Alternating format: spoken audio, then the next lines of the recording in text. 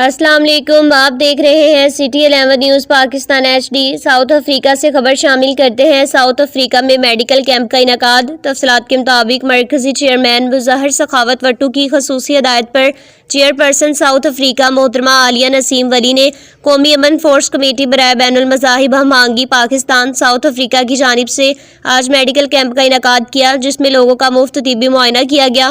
محترمہ عالیہ نسیم ولی اور ان کی ٹیم نے آج بہت ہی خوبصورت اور مثالی کام سر انجام دیا ہے۔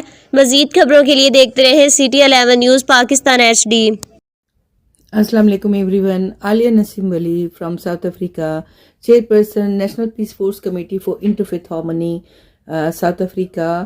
آج ہمارا میڈیکل کیمپ اسٹارٹ ہونے جا رہا ہے۔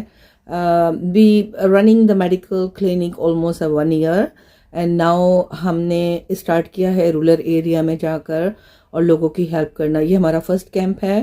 آپ سب کی دعائیں چاہیے، آپ سب کے اوبویسلی سپورٹ چاہیے، اور انشاءاللہ تعالیٰ اس طرح کے کیمپس ہم یہاں کرتے رہیں گے، اور اللہ نے چاہا انشاءاللہ ایک دن ایسا بھی آئے گا کہ ہم اپنی ٹیم کے ساتھ پاکستان بھی آئیں گے اور پاکستان کے رورل ایریاز میں بھی جا کر کیمپ لگائیں گے، اور انشاءاللہ تعالیٰ جہاں ہو سکے انسانیت کی خدمت کریں گے، امن کا پیغام دیں۔